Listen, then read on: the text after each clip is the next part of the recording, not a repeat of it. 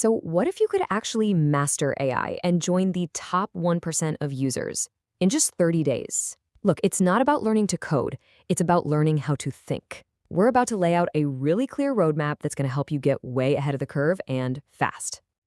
It all kicks off with this pretty provocative idea. Most people, and I mean almost everyone, is using AI completely wrong. They're coming at it with a wrong mindset. And you know what? That creates a huge opportunity for anyone who's willing to learn the right way. And because so many people are making that same mistake, it is surprisingly easy to get ahead of 99% of other users out there. Seriously, this isn't about some complex technical skill. It's about a fundamental shift in how you communicate. So, here's our game plan for the next 30 days. We're going to start by talking about the AI skill gap. Then, we'll learn the language of AI, what we're calling machine English. After that, we'll build what's called a shared brain, figure out how to separate fact from fiction, develop your own AI taste, and wrap up with the most important training of all. Let's dive in. Okay, first up, the AI skill gap.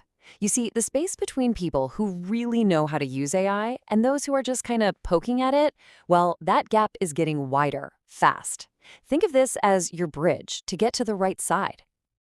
And that brings us to the first and honestly the most critical step you can take, learning machine English. See, most people talk to an AI like it's a person, and that is a massive mistake. We have to learn to speak its language. Now, this slide really gets to the heart of it. An AI doesn't understand you, not really. Think about it. If I say Humpty Dumpty sat on your brain instantly fills in wall. AI does the exact same thing, just on a ridiculously massive scale. It's not thinking, it's predicting the next most likely word based on pure probability. It's a superpowered guessing machine, and our job is to help it guess better. So how do we do that? Well, we give it a crystal clear target. And we're going to use something called the AIM framework. This is our first real, practical tool for writing sharp, effective prompts that the machine can actually work with. It's actually pretty simple. First, you give it an actor. Tell the AI who it should be. Is it a world-class copywriter, a skeptical historian? Next, you give it the input, all the context, all the data it needs to do its job right. And finally, you state the mission, a very specific, actionable goal, no ambiguity.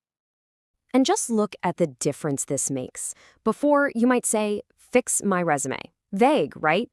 But with an AIM prompt, it becomes, you are a world-class resume editor. That's the actor. I'm attaching my resume and the job description. That's the input. Your mission is to give me 10 specific ideas to get me hired. That's the mission. The results you get are going to be 5, maybe even 10 times better. I guarantee it. Okay, so you've learned the language, awesome. Now it's time to build a shared brain with the AI. This whole section is about mastering context and learning how to refine your conversations. For this, we're going to use the MAP framework. I want you to think of the AI's mind as this vast, endless mathematical space. Well, context is the map. It's what tells the AI where to look and what actually matters, grounding its answers in your world. The map has 4 key parts. Your memory, that's just your conversation history. The assets are any files or data you upload. Actions are external tools you let it use, like browsing the web. And then, of course, your prompt ties it all together. The better your map, the smarter the AI's reasoning gets. And this right here, this is a total game changer for your mindset. When you get a weak output from the AI, don't blame the tool. You have to assume the fault is yours, because it is.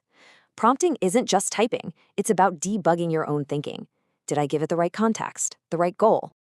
To help you with that, here are 3 amazing iteration cheat codes. You can literally tell the AI, think step by step and show me your reasoning, or ask me 3 questions to clarify what I want. You can even say, suggest 2 sharper ways I could have asked this. This is how you teach the model to understand you better. All right, even with perfect prompts, AI can sometimes give you generic or just plain wrong answers. So that brings us to our next crucial step, learning how to separate fact from fiction. You can literally pull the AI from mediocrity to mastery. So instead of a generic prompt like, how can I make my team more innovative? You steer it. You say, make my team more innovative using ideas from Pixar's Brain Trust and Satya Nadella's growth strategy. You're pointing it to the sharpest parts of its knowledge. But that brings up a really important question, doesn't it? We all know AIs can be confidently wrong. So how do you actually check its work and make sure you're not getting fed nonsense? Here are 5 super practical tactics. Tell it to challenge its own assumptions. Demand that it give you sources for its claims. Ask it to find counter-evidence for its own argument. You can even tell it to audit its own math. And my personal favorite, run the same prompt in a different AI model and then have them critique each other's work. We're now at the final stage of mastery. This isn't just about getting correct answers anymore. This is about developing your own unique AI taste and making the output sound like it came from you. I love this slide because it perfectly captures the shift you need to make. Most people treat AI like a vending machine. You push a button, you get a generic, predictable snack. The real goal is to treat it like a sparring partner. You argue with it, you push back, and you use it to make your own thinking sharper. And the tool for this is the Ocean framework. It's specifically designed to help you turn those bland, generic answers into really tasteful, valuable insights that actually reflect your unique point of view. So this is your new checklist for adding taste. Push the AI on these 5 things. Is this idea truly original? Or is it just the obvious answer? Can you make it more concrete with real examples, real numbers? Is the logic evident? Can you make it more assertive and have it take a clear stance? And finally, can you help me build a compelling narrative around this? This is how you make its output your own. And all of this, it brings us to the core conclusion of this entire journey. Because as you start to apply all these frameworks over 30 days, something much deeper starts to happen. And this is it. This is the big idea. Every single prompt you write, every time you push for a revision, every judgment call you make about what's good and what's not, you're not just training the AI. You are training yourself to think with more clarity, more structure, and more precision. So I'm going to leave you with this thought. Yeah, the whole process is designed to train the AI to serve you better. But as you go through these steps, day after day, who is really being trained here?